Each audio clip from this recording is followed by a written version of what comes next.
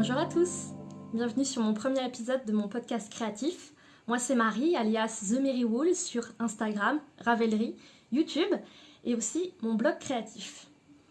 Si vous êtes ici, c'est que vous aussi vous êtes passionné par le tricot. Dans ce cas, soyez les bienvenus parce que c'est de ça dont on va parler aujourd'hui et à partir de maintenant sur ma chaîne YouTube. C'est la première fois que je crée du contenu vidéo, alors j'espère vraiment que ça vous plaira. N'hésitez pas à me faire des retours positifs ou constructifs qui pourront m'aider à m'améliorer. Aujourd'hui, je lance ce podcast tricot parce que depuis la crise du Covid, nous n'avons plus tous les espaces de rencontres que nous avions autrefois, comme les tricotés, les soirées tricot ou alors les salons. Donc pour pouvoir rencontrer d'autres tricoteurs et tricoteuses, je décide de lancer ce podcast tricot pour rejoindre la communauté des youtubeuses tricot et ainsi pouvoir rencontrer d'autres personnes qui partagent avec moi cette passion et avec qui nous pourrons échanger à propos de mailles, de fibres et surtout de projets. Donc pour cette première vidéo, je vais uniquement vous présenter les pulls et les gilets terminés que j'ai réalisés depuis que je commence à faire du tricot. Je vous rassure tout de suite, il n'y en a pas tant que cela puisque je ne tricote que depuis 3 ans. Et j'ai tricoté en fait assez peu de pulls et de gilets parce que pendant très longtemps j'ai réalisé des gilets des vêtements sans faire d'échantillons, sans mesurer quoi que ce soit, simplement en suivant les instructions et en prenant la même taille d'aiguille que les modèles fil d'art que j'utilisais à l'époque. Donc il y a eu beaucoup de progrès depuis, beaucoup de changements et à travers ces projets, je vais aussi vous montrer le processus que j'ai parcouru en partant de mes premiers déboires tricot et également jusqu'à mes dernières réalisations qui sont bien réussies, que j'arrive à modifier en fonction de ce que je souhaite arriver à faire et à la fin, je les porte, je les aime. Donc voilà, je vais vous présenter tout ça dans une minute. Le tout premier projet dont je vais vous parler, il s'agit d'un pull. Alors, c'est le pull The Weekender par Andrea Mori. Voilà, donc on le reconnaît à sa petite ligne de maille en droit sur fond de maille en vert, avec ce col bateau réalisé en côte et les épaules également en côte. Voilà, donc c'est un pull manche tombante qui se tricote du bas vers le haut. Donc normalement on commence par tricoter en aller-retour une bande de côte, puis une seconde. Et ensuite, on vient les rejoindre pour faire cette bande de côte splittée. Et ensuite, vous tournez en rond jusqu'aux emmanchures. Vous tricotez le devant, puis le dos, puis vous réunissez avec un rabattage 3 aiguilles. Et enfin, vous tricotez les manches. Donc, pour la laine, j'ai utilisé la laine de chez Dererum Natura, la base Gilliatt, qui est la base... qui est un gros déca, voire worsted, il fallait de la laine worsted pour ce projet, donc qui est une laine cardée, donc qui n'a pas été peignée. Donc voilà, vous voyez son aspect. Voilà. Donc cette laine, elle est un petit peu plus... c'est une laine qui est quand même assez rustique, enfin qui a un aspect assez rustique, mais qui contrairement à d'autres laines de ce genre, n'a pas été... ne gratte pas, en tout cas pour moi, qui suis assez sensible, qui supporte très mal tout ce qui va être le mohair ou les laines rustiques, et bien celle-ci, vraiment, si vous avez ce même problème que moi, n'hésitez pas, vous pouvez y aller. Cette laine va être très très bien pour réaliser des jacquards ou pour avoir des vêtements, des pulls qui doivent avoir un tombé un peu plus rigide, comme c'est le cas ici. Voilà, par exemple, pour ce genre de pull, je vous déconseillerais d'utiliser un fil avec de la soie ou... Voilà, c'est pas du tout le tombé en fait qu'Andrea avait imaginé pour ce pull boxy et très oversize. Donc je pense que cette laine est un bon choix de laine pour réaliser un projet un petit peu aussi dans cet esprit. Alors je ne suis pas la première à avoir utilisé de laine Gilliatt pour réaliser ce projet, mais enfin voilà, si c'est le cas et que vous cherchez une laine française pour réaliser ce pull, je vous conseille vivement de prendre cette laine. Aussi, une autre laine, la petite sœur de Gilliatt, la Ulysse, qui est également qui est la même composition en fait, simplement en taille fingering. Donc par exemple, Andrea Mori a designé une version light, une version avec un fil plus fin de ce pull, donc il s'appelle The Wingender Light, donc c'est la même construction, le même aspect, simplement la laine est plus fine, donc si vous avez envie de faire ce pull mais avec des détails un peu moins... des détails moins gros, moins grossiers peut-être, eh bien vous pouvez prendre The Weekender Light et vous pouvez utiliser la laine Ulysse qui est la version fingering de cette laine worsted. Donc ce pull, alors ça a été le premier pull en rond que j'ai tricoté. J'avais beaucoup d'appréhension parce que comme je vous l'ai expliqué plus tôt, au tout début quand j'ai commencé à réaliser des tricots, je ne savais pas ce que c'était un échantillon ou je ne prenais pas la peine de le mesurer ou ne comprenais pas à quoi cela servait. Donc depuis, j'ai beaucoup appris, j'ai pas mal consulté de blogs, de chaînes YouTube, notamment un article de Liz Taylor qu'elle avait publié sur son blog à l'époque et son podcast a été l'un des premiers que j'ai consulté, avec lequel j'ai beaucoup appris et notamment j'ai appris l'importance de l'échantillon. Donc maintenant, je fais des échantillons avant chaque projet, même si c'est parfois très compliqué parce que j'ai une manière de tricoter qui va être assez changeante, du coup, voilà. Mais comme je vais vous en reparler tout à l'heure, j'ai souvent des problèmes d'échantillons dans mes tricots. Mais voilà. Donc par exemple, ce pull, j'avais fait des échantillons, j'avais trouvé le bon échantillon avec, il me semble, des aiguilles 5 ou 5,5. Je le préciserai quelque part. Et finalement, le pull est un petit peu trop petit. Bon, comme c'est un pull qui est très oversize, j'arrive tout à fait à le mettre et je l'ai énormément porté. Mais il n'est pas aussi oversize qu'il devrait l'être. Donc voilà, mais j'en suis contente. Il y a une époque où je n'avais que 2 pulls, et un pull de l'université et celui-là. Donc je l'ai beaucoup porté, au point que, comme vous le voyez, sous les aisselles, il y a... La laine, c'est un petit peu feutré. Mais, enfin, voilà, je l'ai beaucoup porté. Je le portais tous les 2 jours, voire un jour sur 2, pendant une très longue période. Donc vraiment, c'est une laine résistante qui me paraît très très bien pour réaliser des pulls, notamment pour faire des jacquards. J'ai fait pas mal de jacquards avec de la Ulysse, mais je vous présenterai ces projets-là dans une autre vidéo. Certains sont encore secrets. Donc dernière petite chose à vous dire sur ce pull, dans la manière dont je l'ai tricoté. Alors comme je vous l'ai dit, c'est une construction bottom-up, donc qu'on commence en bas par une bande de côte, puis une autre qu'on vient joindre en rond. Comme j'avais eu beaucoup de problèmes par le passé avec des tricots qui étaient trop courts ou trop longs, en fait ce que j'ai voulu faire, c'était, j'ai commencé par faire un montage provisoire de toutes les mailles, pour pouvoir le tricoter en rond jusqu'aux emmanchures. Ensuite j'ai fait le dos, le devant, réuni, j'ai fait les manches, j'ai essayé mon pull et j'ai vu que la longueur était correcte. Donc j'ai mis en attente certaines mailles, j'ai fait la bande de côte en partant d'ici pour descendre et j'ai fait un rabattage tubulaire. Ensuite j'ai fait la même chose pour les mailles laissées en attente, partir d'ici, hop, et cette fois un peu plus longue parce que c'était pour le dos. Donc cette petite modification, en fait, ça fait que, comme vous le voyez, hop, la maille centrale n'est pas totalement alignée avec la maille en vert qui, comme vous le voyez, part dans l'autre sens, elle pointe vers le bas. Donc voilà, c'est vraiment du détail, c'est une petite modification qui ne se voit pas du tout.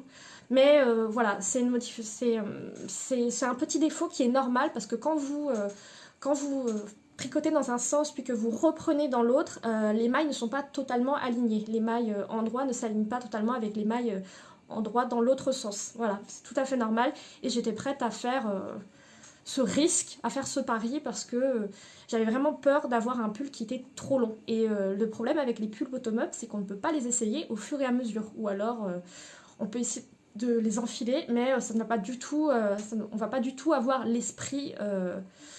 on va pas du tout comprendre en fait comment le pull va tomber, donc voilà. Le second projet que je vais vous présenter, il s'agit également d'un pull, cette fois en jacquard. Alors, il s'agit du pull Marik de Elong Avecana, donc vous l'avez sûrement reconnu, c'est un de ses patrons les plus connus et voilà, j'aime tout dans ce pull, ça a été un de mes premiers coups de cœur, voilà. Si j'ai décidé de recommencer en fait à tricoter des pulls ma période de froid avec les échantillons, les pulls fil d'art, tout ça, bah c'est grâce à ce projet, c'est grâce à ce pull que j'ai à nouveau eu envie de faire des tricots et de porter des tricots. Parce qu'à un moment, je me disais même que bah, peut-être que je n'aime pas du tout porter les tricots, j'aime juste le process, mais je n'aime pas porter l'effet de la maille portée sur moi. Et ben en fait non, c'est juste que j'avais pas trouvé les bons projets, voilà. Et bah ce pull là, c'était tout. Je suis tombée amoureuse de tout en fait, du design, du dessin, des couleurs, même du nom des couleurs, voilà. Tout était parfait. Alors pour les laines, il s'agit de la base Athena de chez Lana Mouré. Donc c'est leur base 100% mérinos tie fingering, la laine que Anna a utilisée. Et j'ai utilisé le même kit couleur que pour sa version bottom-up, parce que Anna a commencé par faire ce pull en bottom-up, puis l'a fait en top-down. Moi j'ai choisi de le faire en top-down, comme vous le savez, parce que j'ai peur à chaque fois que le pull soit trop long ou trop court. Mais avec le top-down, on peut essayer au fur et à mesure, et ça m'a été bien utile pendant ce projet. Alors, les laines que j'ai sorties. Alors, d'abord, il y a ce bleu qui est un petit peu nuancé. Voilà, sur le tricot, ça ne se voit pas autant. Mais ici, comme vous le voyez, il y a des parties un peu plus sombres et d'autres endroits où le fil est... D'autres endroits où le film est vraiment clair. Ensuite, il y a ce rouge. Alors, voilà, toujours très difficile de faire apparaître le rouge à la caméra. Donc c'est un rouge, un bordeaux qui parfois est assez foncé et d'autres fois assez beaucoup plus clair. Donc en harmonie avec le bleu, ils doivent utiliser les mêmes méthodes de teinture qui donnent des endroits où la teinture a moins accroché. Et ensuite, il y a ce dernier coloris qui est caramel au beurre salé. Et bah bretonne, hein. Voilà. Donc caramel au beurre salé, c'était obligé. En plus, c'est une couleur qui est vraiment magnifique, que vous voyez beaucoup plus terne en fait que ce qu'elle n'est réellement, parce que la caméra renvoie un filtre un petit peu jaune. Voilà. Mais bon, c'est une couleur, la caramel au beurre salé de chez Lana Mouré, c'est une couleur qu'on voit beaucoup. Donc si vous voulez voir des couleurs un peu plus fiables que ces trois couleurs-là, oh mais regardez, ça va tellement bien ensemble. C'est tout quoi, c'est tout, c'est merveilleux. Donc ce pull en fait il m'a causé pas mal de problèmes parce que j'ai fait pas moins de 11 échantillons pour ce pull. Et oui. J'ai commencé par en faire 3 avec différentes tailles d'aiguilles et rien n'allait. Je tombais toujours sur 30 mailles au lieu des 26 recommandées. Et je me disais mais c'est pas possible, je change de taille d'aiguille, j'ai toujours 30 mailles. Donc voilà, j'ai une façon de tricoter apparemment qui fait que je m'adapte pour avoir toujours la même chose. Voilà, c'est très pratique, pas du tout. Donc voilà, donc je l'ai fait une première fois et 3 échantillons. Et ensuite, quelqu'un m'a montré une autre manière de tricoter, donc en tenant mon fil d'une autre manière. À l'époque, je tricotais déjà en continental, mais c'était une autre manière de tenir mon fil beaucoup plus loin en fait que ce que moi j'avais l'habitude, parce que quand je tiens les aiguilles, je fais vraiment de tout petits mouvements, et là j'étais beaucoup plus comme ça. Donc c'est super, j'étais tombée sur l'échantillon et je me suis dit je vais tricoter tout mon pull de cette manière. Je vous le dis tout de suite, ne tricotez jamais un pull ou un échantillon pas de la manière dont vous tricotez habituellement, parce que vous pouvez être sûr que ça va jamais tomber juste. J'ai commencé une première fois le pull, tac tac tac, j'ai fait l'encolure, tout le yoke, mis les manches en attente et j'ai tricoté tout ça de corps. Donc j'avais fait un bon tiers, voire presque la moitié quoi. Et un jour je vais à tricoter, c'était un mercredi, je me souviens en mars. J'essaye mon pull et on me fait oh, mais Marie, il est beaucoup trop grand. Dans le dos, là c'était mon dos, et là le pull, il bâillait complètement, alors qu'il est censé avoir 5 cm d'aisance. Et j'avais au moins 10 ou 15 cm de trop dans le dos. C'était n'importe quoi. Je crois que j'avais pas envie de savoir. Je me demande comment j'ai fait pour pas m'en rendre compte en fait. Et je pense que j'avais pas envie de savoir. J'étais non, tout va bien. Alors que pas du tout, le pull était beaucoup trop grand. Donc voilà. Le lendemain, enfin, j'ai mis tout ça en attente, j'ai enlevé mes aiguilles, j'ai enlevé mes aiguilles, mais j'avais pas le courage de me mettre à détricoter parce que j'avais fait toutes mes couleurs de jacquard, donc 5 bandes de jacquard, et j'avais tricoté un écheveau et demi peut-être. Donc voilà. j'étais complètement abattue. Et le lendemain, j'ai appris, du coup, le jeudi, que ma fac était fermée pour cas de Covid. C'était les tout premiers, en mars 2020. Et donc j'ai mis ce projet en attente. Et en fait, j'ai dû rentrer en catastrophe chez mes parents suite à des soucis personnels. Donc j'ai amené mon tricot. J'ai pris les aiguilles, mais pas les câbles. Voilà.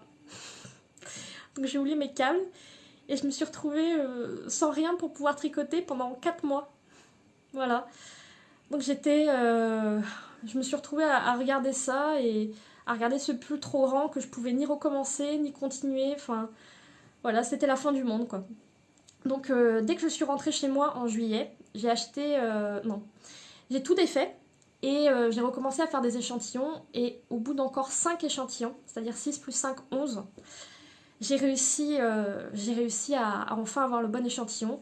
J'ai commencé à le tricoter le 30 juillet et il me semble que j'ai terminé le 9 octobre. Voilà, donc c'était plutôt rapide pour moi. Enfin, je l'avais commencé vraiment en janvier pour le terminer en octobre. Donc voilà, normalement il faut moins de temps que ça pour faire un pull quand même.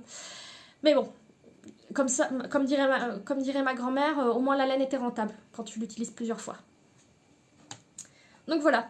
Mais bon, enfin, ce pull, j'aurais pas fait tout ça si j'avais pas été absolument convaincue que j'adorais ce design, que j'étais sûre que j'allais le porter. Et bah ça valait le coup en fait, parce que ce pull, je l'adore, c'est mon bébé, c'est mon tout premier coup de cœur en tricot, mon premier bottom-up, mon premier top-down, pardon, le premier bottom-up c'était voilà. La première fois que j'ai tricoté, première fois que j'ai acheté cette laine dans un salon, à mon premier CSF, mon tout premier salon laineux tricot, au CSF 2019, donc voilà, j'en suis hyper contente et je regrette pas du tout de l'avoir fait, même si ça a été très dur et très laborieux. À mon sens, ça valait le coup, donc voilà. N'ayez absolument pas peur de faire du jacquard, c'est un jacquard qui est très accessible aux débutants. Vraiment, j'avais déjà fait du jacquard une fois avant pour me familiariser, mais c'était limite, ce jacquard-là était limite plus facile en fait. Parce que ici, à aucun moment vous avez besoin de faire suivre le fil, alors que sur le premier jacquard que j'avais fait, il y avait besoin de faire suivre le fil. Donc comparativement, ce jacquard-là est très facile. Si vous avez jamais fait de jacquard, franchement, n'hésitez pas. Moi, voilà, je voulais juste avoir déjà fait un pull avant, parce que j'avais pas envie de rater celui-là. Bon, il y a quand même eu pas mal de soucis, mais au final, je suis arrivée à un produit, un résultat qui me plaît, et c'est le principal. Donc moi, ça me dérange pas de prendre très longtemps pour faire un projet. Comme ça, à la fin, si je suis fière de ce que j'ai fait et que je peux le porter, eh bien j'en suis contente, peu importe le temps que ça m'a pris. Mais il m'a coûté cher en termes de budget et en termes de temps. Du coup, quand il est tombé de mes aiguilles et que je l'ai bloqué, j'étais bien contente. Bon, quand je l'ai bloqué, je me suis rendu compte qu'il y avait une manche plus longue que l'autre et qu'il y avait une énorme démarcation due à un changement des chevaux, mais c'est pas grave. C'est pas grave, qui s'en rendra compte de toute façon, pas moi. Seul petit détail, c'est qu'il faudrait que je rajoute une petite étiquette pour bien reconnaître le dos du devant.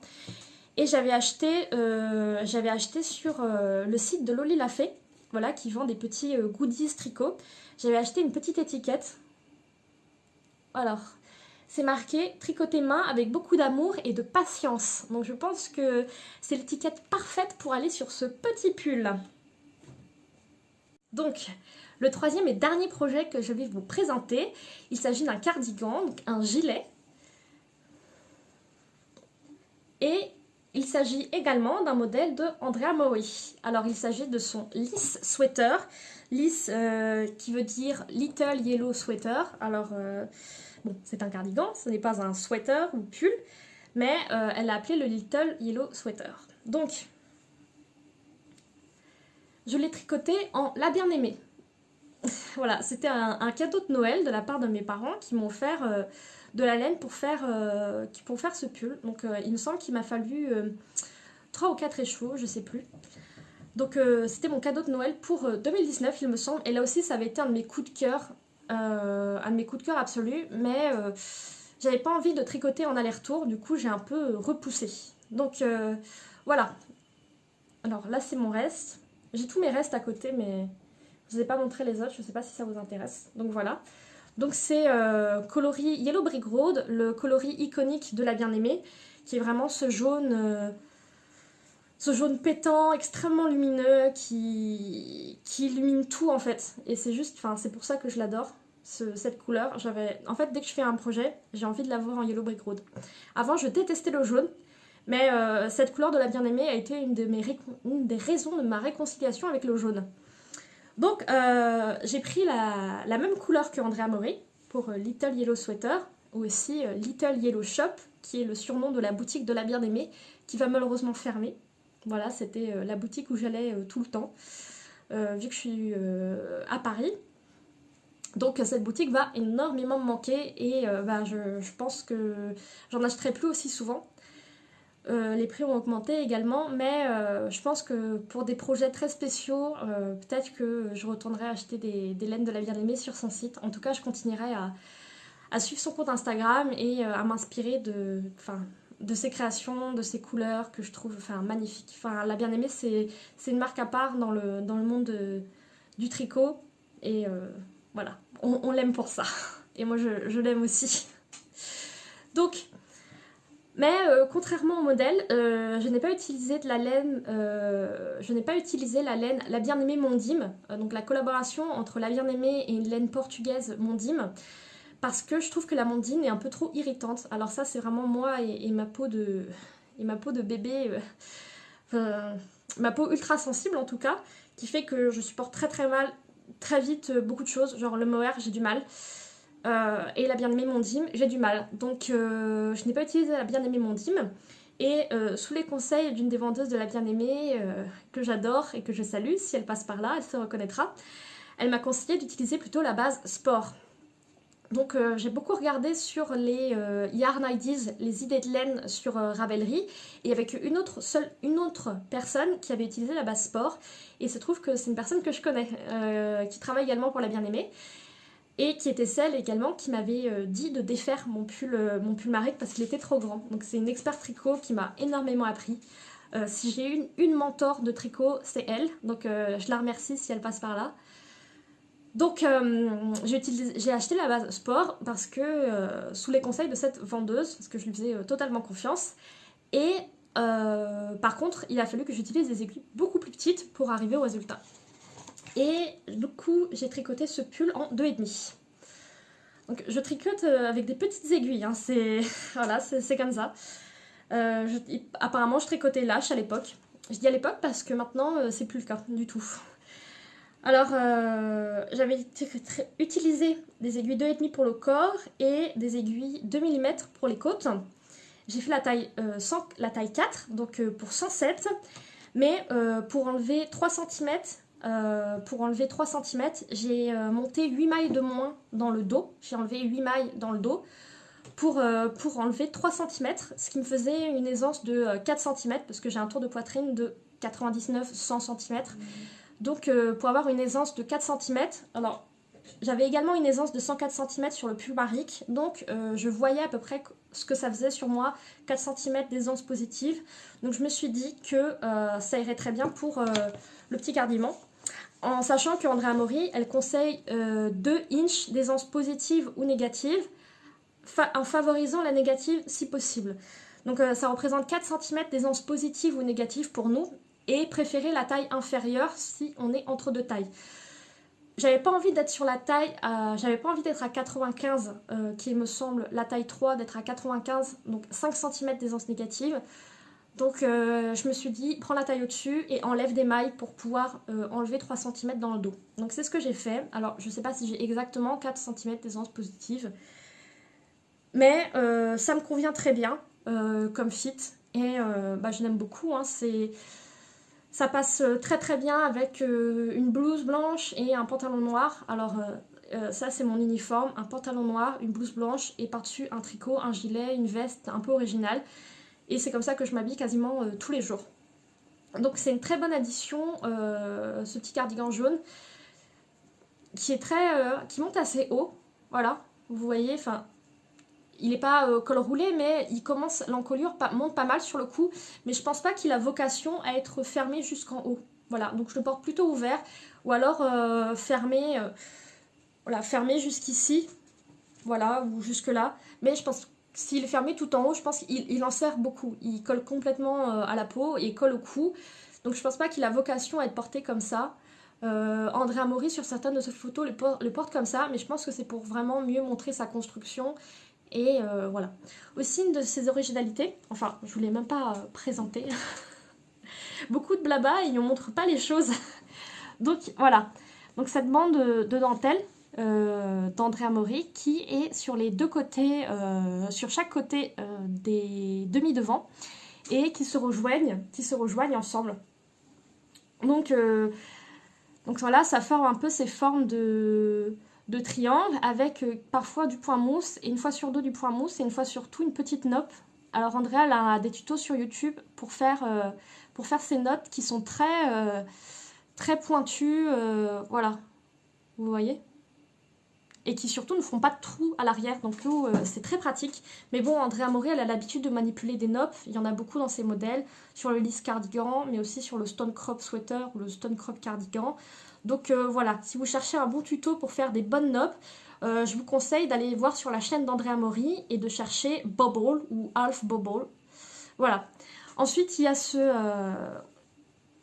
il y a ces diminutions en fait, parce qu'il se tricote du bas vers le haut, donc bottom up. Et ça, ce sont des diminutions qui viennent former le raglan, qui épouse très bien la forme de l'épaule, comme ça. Elle n'est pas trop ici, vous voyez.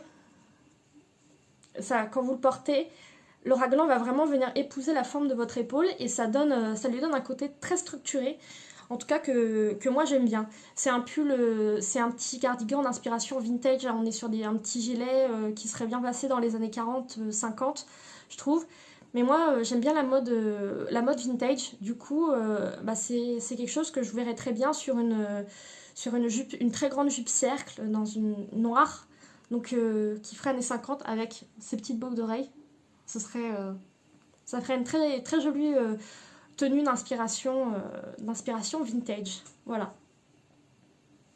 Bon, je pense que j'ai déjà beaucoup parlé. Je vous ai présenté, il me semble, tout ce que j'avais à dire sur les patrons. Donc je pense que c'est intéressant de voir l'évolution. Comment j'ai commencé par faire des pulls immétables, que peut-être que je vous montrerai un jour. Et maintenant, et ensuite je suis allée vers un pull dont j'avais tellement peur qu'il soit trop petit que j'ai commencé avec une ligne de survie, on va dire, en passant à un pull où j'ai dû m'y reprendre à 2 fois et faire plein de tests avant d'y arriver. Et maintenant, sur des modèles avec lesquels je suis à l'aise pour faire des petites modifications pas très importantes, mais quand même. Hein. Donc voilà, entre ces trois vêtements, il y a eu, je pense, une évolution assez importante. Et je pense qu'on évolue assez vite, en fait, quand on ne se pose pas de limites. Bon, voilà, avant de faire ce pull, je voulais avoir au moins fait une fois du jacquard. Donc j'avais fait du jacquard sur un accessoire. Et je voulais avoir au moins fait une fois un pull avant. Mais à part ça, je me suis jamais dit... Le jacquard, c'est pas pour moi. En fait, je tricotais depuis 1 an et demi et j'avais déjà commencé à faire du jacquard. Donc, je pense pas qu'il faille craindre quoi que ce soit, en fait. Si vous prenez votre temps et si vous vous laissez le droit de vous tromper et de recommencer, comme je l'ai fait, il n'y a aucune raison que ça se passe mal et il n'y a aucune raison que vous n'y arriviez pas. Donc, s'il y a des modèles qui vous font peur, essayez de faire d'autres modèles avant qui vont vous servir d'apprentissage pour une technique que vous avez peur d'appréhender. Ou alors, allez-y directement parce qu'il n'y a aucune raison que ça se passe mal. C'est pas de la couture, une fois que vous avez coupé ou c'est coupé, avec le tricot, quand vous avez fait quelque chose, vous pouvez défaire. Et même si vous perdez une maille, c'est embêtant, c'est fatigant, on détricote, mais dans l'absolu, la laine, voilà, à moins de renverser du café dessus, vous n'allez jamais gâcher une laine. Donc... je pense qu'il faut pas avoir à craindre, il faut pas craindre des techniques. Enfin, je dis ça, mais il y a aussi encore des choses que j'ai pas essayées et des choses qui me font peur, comme par exemple le stick. Là, si on stick, c'est coupé, on peut plus la rattraper. Mais voilà, par exemple, je pense à la brioche. Il faut pas avoir peur de se lancer en brioche. C'est une technique comme une autre en fait. Si vous savez faire une maille à l'endroit, une maille à l'envers, un jeté et tricoter 2 mailles ensemble, je pense que rien n'est impossible. Donc voilà, la morale de l'histoire, ça aurait été de dire que si on ne s'interdit rien, eh bien on progresse. Et on peut être fier de soi très vite. Donc voilà. Donc c'en est tout de ce long blabla. Je ne sais pas du tout combien de temps la vidéo fera. J'espère qu'elle vous aura plu. N'hésitez pas à me laisser des commentaires et à me faire des retours sur ce que vous en avez pensé, s'il y a des choses que je peux améliorer. Je suis totalement ouverte à toute critique constructive et j'espère que vous pourrez me faire des retours et que vous serez toujours au rendez-vous pour la prochaine vidéo. Voilà, je vous embrasse et puis je vous souhaite une très bonne journée ou une très bonne soirée en fonction de quand vous regardez cette vidéo et je vous souhaite un très bon tricot. Bonne soirée!